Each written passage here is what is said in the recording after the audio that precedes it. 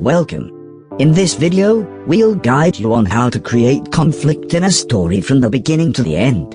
We'll use the example of Harry Potter and the Philosopher's Stone to illustrate each step. Before we begin, it's important to remember that writing conflict in a story is a crucial aspect of creating engaging and compelling narratives. It adds tension, keeps readers interested, and drives the plot forward. It's also important to remember that conflict is not a single, isolated step in a story. Instead, conflict is woven throughout the entire story, from beginning to end. It is the lifeblood that drives the plot, shapes the characters, and keeps readers engaged and invested. Now, without further ado, let's begin. Step 1. Establish the status quo. Introduce your main characters and their world, establishing a sense of normalcy. This provides readers with a baseline understanding of the main characters' lives and their world, creating a foundation for the upcoming conflict. It also makes the impact of the conflict and resolution more meaningful and engaging. For example, in Harry Potter and the Philosopher's Stone, we are introduced to Harry Potter, a young boy who is living with his neglectful and unkind relatives, the Dursleys.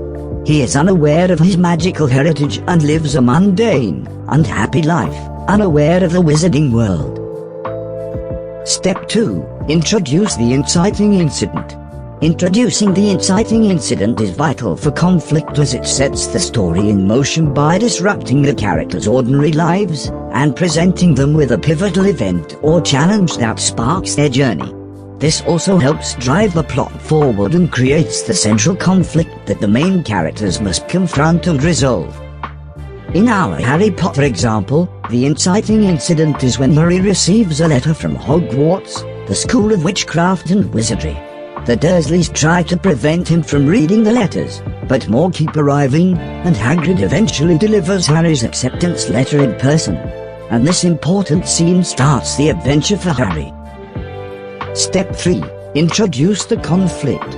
As the story progresses, introduce the central conflict. Make it clear what the characters are up against and what they stand to lose. The conflict is the core problem or challenge that the main characters must face.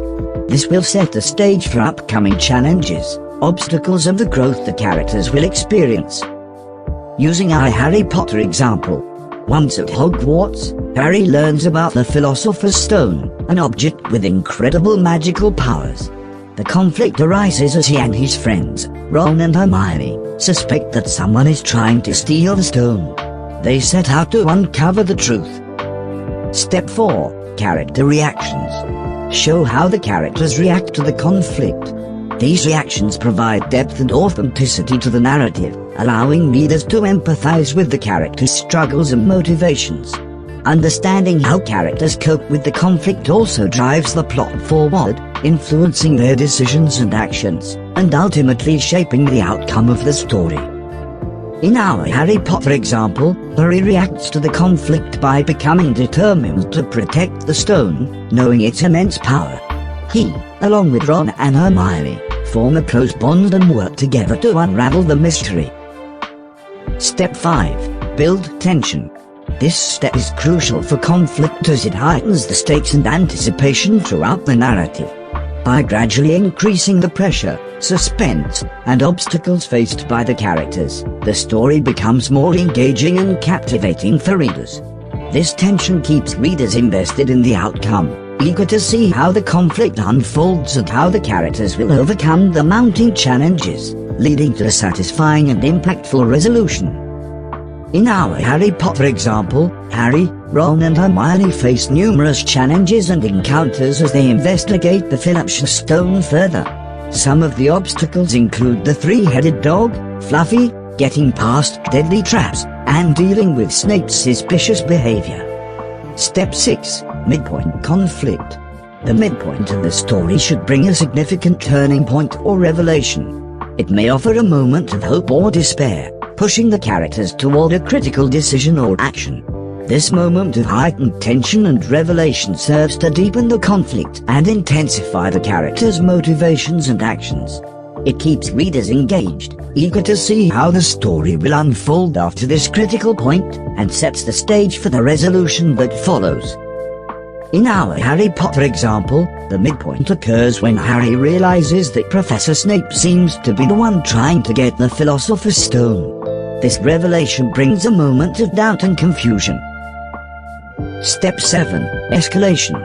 As the story progresses, the obstacles become increasingly formidable, and the tension and excitement heighten, propelling readers forward in anticipation of the story's resolution. This escalation keeps the pacing dynamic and maintains the reader's engagement, ensuring a compelling and gripping storytelling experience that leads to a satisfying conclusion.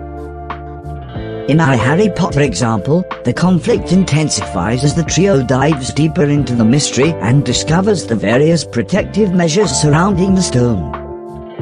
Step 8. Character growth and development. Conflict forces characters to evolve and transform in response to the challenges they encounter.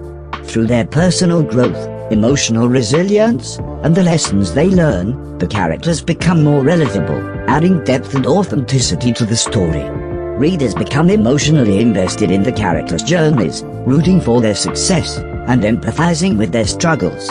This growth not only drives the plot forward but also enriches the overall storytelling experience, resulting in a more satisfying and impactful resolution. Back to our example, Harry, Ron, and Hermione's friendship strengthens, and they learn to rely on each other's strengths to overcome obstacles. They also grow individually, gaining confidence in their magical abilities. Step 9. Climax.